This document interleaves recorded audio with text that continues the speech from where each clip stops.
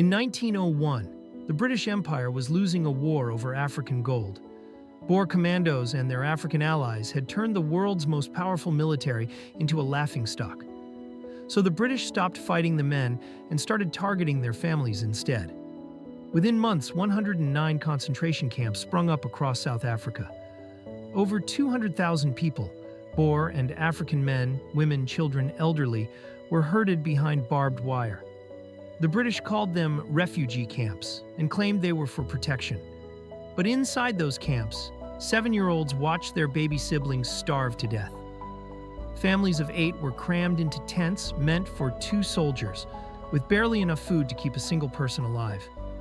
Barely a year later, over 60,000 people were dead.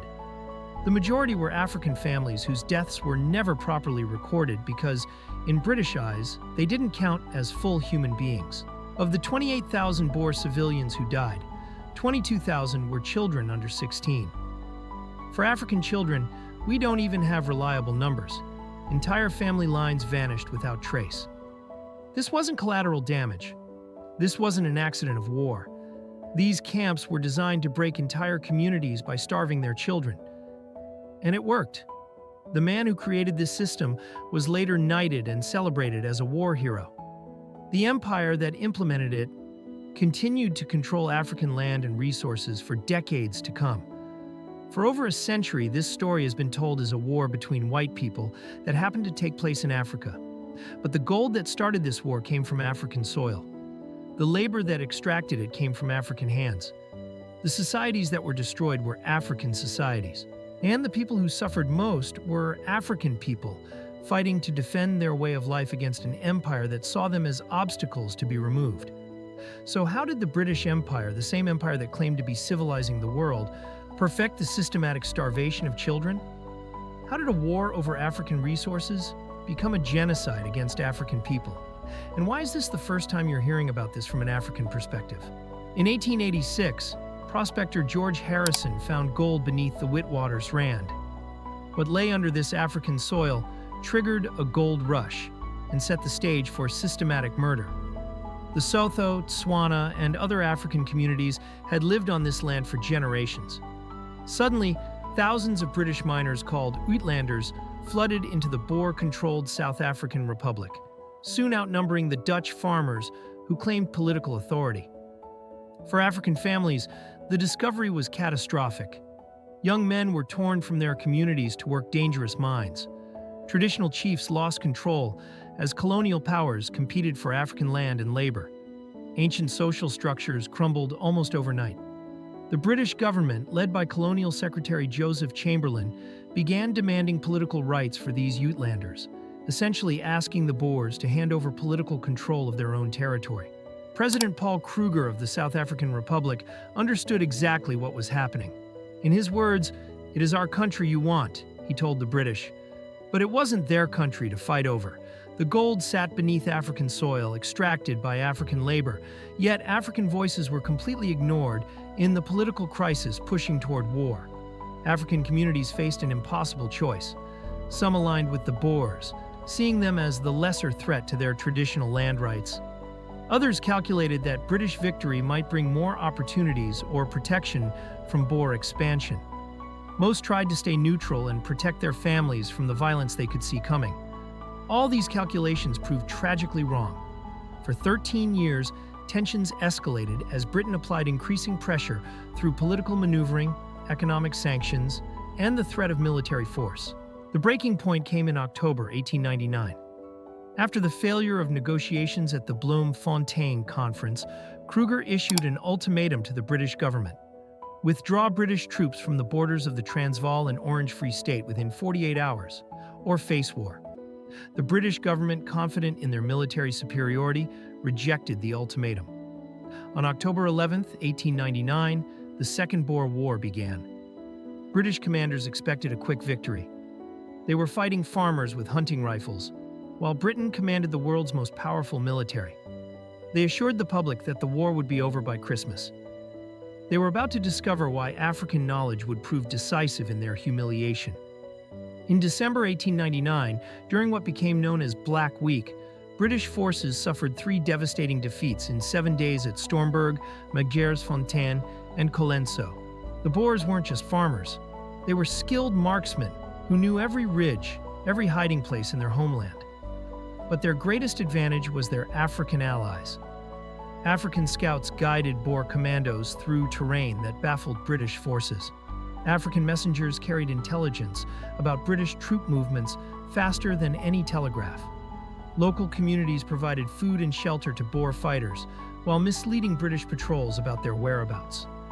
What British newspapers reported as tactical genius by Dutch farmers was actually the product of African military knowledge accumulated over generations of anti-colonial resistance. By early 1900, it was clear that Britain was not fighting just 40,000 Boer farmers. They were fighting an alliance that included thousands of African fighters who understood the landscape, the climate, and the vulnerabilities of European military doctrine. The world's greatest military was being outfought by what they had dismissed as a collection of cattle herders and their native servants. When conventional warfare fails an empire accustomed to dominance, what lines is it willing to cross to maintain its power? The answer would shock the world. By 1900, Britain needed a new strategy.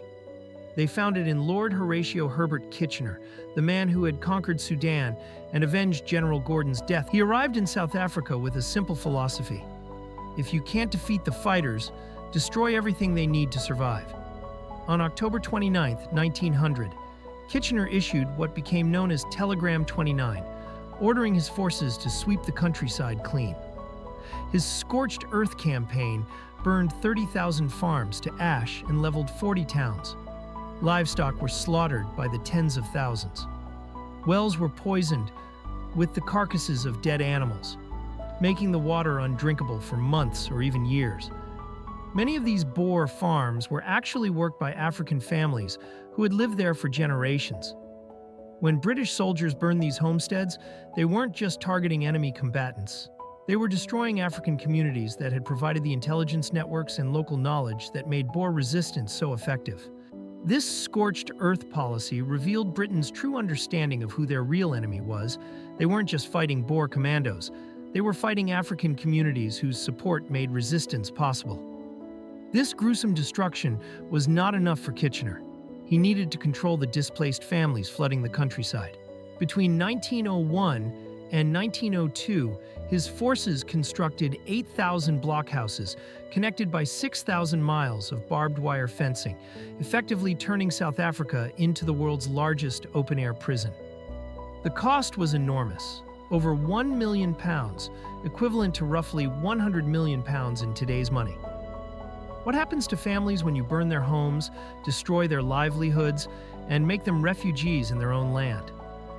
Kitchener had an answer for that too. By early 1901, 109 concentration camps sprung up across South Africa. 45 camps were designated for white Boer families, while 64 were built for African populations. Even in designing a system of mass internment, the British maintained strict racial segregation, creating two systems of oppression operating under the same brutal logic. The official justification for these camps was humanitarian. According to British propaganda, they were protecting innocent civilians from the dangers of the war zone, providing them with food, shelter, and medical care that they could not receive in the countryside. The reality was very different. In Kitchener's own words, the true purpose of the camps was clear. We must teach these people that we are their masters. What made this genocide uniquely modern was its bureaucratic nature. Every death was carefully recorded. Every ration was precisely calculated. Every policy was documented in official correspondence. The British weren't just killing people, they were perfecting the science of mass murder, creating detailed records that would later provide a template for other governments seeking to eliminate unwanted populations. Life inside the concentration camps was a daily struggle against deliberately imposed death. Martha Chabalala, an African woman interned at the Potchefstroom camp, later recalled, "We received half what the white families got, sometimes just mealy meal and water for days. When children started dying, the camp commander said we should be grateful for any food at all." Her testimony, recorded by a missionary decades later, reveals the calculated nature of starvation as a weapon. Families received less than 800 calories per day. well below the minimum needed for survival, especially for people living in overcrowded, unsanitary conditions that accelerated the spread of disease. The overcrowding was suffocating. There was no privacy, no sanitation, no consideration for human dignity. Families slept on bare ground with no protection from scorching summer heat or bitter winter cold. In African camps, families were sometimes given no tents at all, forced to build shelters from whatever materials they could find. Measles, typhoid, dysentery, and pneumonia became epidemic. Children were particularly vulnerable, their immune systems weakened by malnutrition, and their small bodies unable to fight off infections that swept through the crowded tents. In June 1901, children were dying at a rate of 1 per day in smaller camps and up to 10 per day in larger facilities. Medical care became another weapon of control. Families suspected of hiding information about resistance fighters were denied access to camp hospitals. In the white camps, conditions were harsh but not uniformly fatal. Families received regular, if inadequate, food rations and some medical attention. Yet even with preferential treatment, child mortality reached 344 deaths per 1,000 annually in July 1901, a rate comparable to the worst famines in recorded history. If white children were dying at these apocalyptic rates despite better conditions, the death toll in African camps defied comprehension. Dr. Jane Waterston, one of the few medical professionals to work in both types of camps, wrote in her diary, "The native camps are charnel houses. Children die so frequently we have stopped counting. The commandant says it is not our responsibility to record their deaths with the same precision as the white camps. They are not considered full persons under military regulations." The numbers reveal the scope of systematic murder. Of 28,000 Boer civilians who died, 22,000 were children under 16. But for African children, we have only fragments. Official records claim 14,000 total African deaths, but historians know this drastically understates reality. Many African camps kept no records whatsoever. Into this hell came not just Emily Hobhouse, the British humanitarian, who would become famous for exposing the camps, but African voices that had been crying out for months before any white person paid attention. Reverend John Dube, who would later found the South African Native Congress, had been documenting conditions in African camps since early 1901. His letters to British newspapers described scenes that no civilized nation should tolerate. "I have seen children so wasted by hunger that their bones show through their skin. I have watched mothers dig graves for babies who died because there was no milk, no medicine, no mercy." Sol Plaatje, a court interpreter who later became one of South Africa's greatest writers, kept detailed records of African camp conditions. His diary entries, written in English and Setswana, provide the most comprehensive account of African suffering during this period. The camp at Mafikeng is a place of death. Each morning brings new graves. The children cry for food that will not come, for parents who have died, for a freedom they will never know. When Emily Hobhouse arrived to investigate reports of suffering in the white camps, she was documenting what African observers had already been reporting for months. What she found in the Boer camps horrified her. Children dying at the rate of 1 every few hours, mothers cradling babies who had starved to death. But when Hobhouse requested permission to visit African camps, military authorities repeatedly denied access. The few glimpses she caught while traveling between white facilities convinced her that conditions there were exponentially worse. In her official report to Parliament, Hobhouse wrote, "I have been prevented from investigating the native camps, but from what I have observed from a distance, I fear the mortality there exceeds even the shocking rates in the white camps."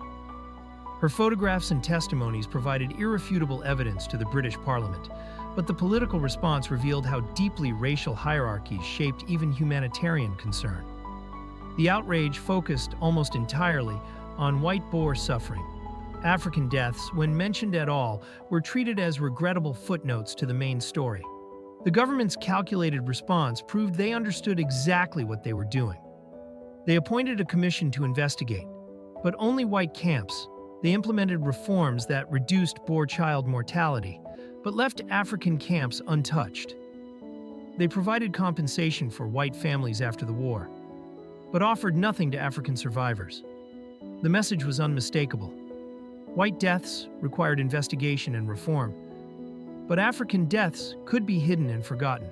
The concentration camps closed in May 1902 when the Treaty of Vereeniging ended the war. The treaty was generous to the defeated Boers, providing £3 million for reconstruction and promising eventual self-government. What the treaty didn't mention was African participation in the war, compensation for African losses, or any recognition that African communities had suffered genocide. For white survivors, there was a path to recovery. For African survivors, there was nowhere to go. Their homesteads were burned, their livestock slaughtered, their communities scattered across the landscape. The areas they had farmed for generations were now claimed by white settlers or designated as mining property. Those who tried to return home were classified as illegal squatters on their ancestral land. Perhaps the cruelest aspect was how successfully the genocide was erased from history. For over a century, official accounts focused on battles between armies and eventual white reconciliation. The systematic murder of African families was written out of textbooks as if it never happened. The 14,000 official African death count became accepted history, despite clear evidence that the real number was many times higher. Most tragically, some of the Boer children who survived the camps grew up to lead the National Party that implemented apartheid in 1948. They had learned from personal experience that racial populations could be controlled through systematic oppression, and that the international community would tolerate such methods if implemented gradually and justified as necessary for order. Today, if you drive through the South African countryside, you might notice small stone cairns scattered across the landscape. Most have no signs explaining their significance. They mark where concentration camps once stood, where over 60,000 people died, and where the techniques of industrial genocide were first perfected. The spatial patterns established by those camps persist in contemporary South Africa. The areas depopulated during the war became white-owned commercial farms and urban centers. The overcrowded locations where African survivors were forced to settle became the townships and informal settlements that still house millions of Black South Africans today. You can trace the geography of South African inequality directly back to decisions made in those camps over a century ago. The camps revealed uncomfortable truths about how easily democratic societies can accept mass murder when it's presented as military necessity and directed against populations they consider inferior. British public opinion initially supported the camps, and even after evidence of mass mortality emerged, significant portions of the population continued defending them. Only in recent decades have historians begun recovering the full scope of African suffering in the camp system. As long as victims remain invisible, the methods that killed them remain available for future use. The children who died in those camps cannot be brought back. Their communities cannot be restored to their original form. But their stories, the full stories, including experiences that powerful institutions tried to hide, can serve as warnings for future generations. The concentration camps were humanity's first lesson in bureaucratic mass murder disguised as humanitarian administration. The question that remains is whether we've learned enough to recognize the signs and prevent the next genocide before it begins. History doesn't repeat by accident. It repeats when we refuse to remember.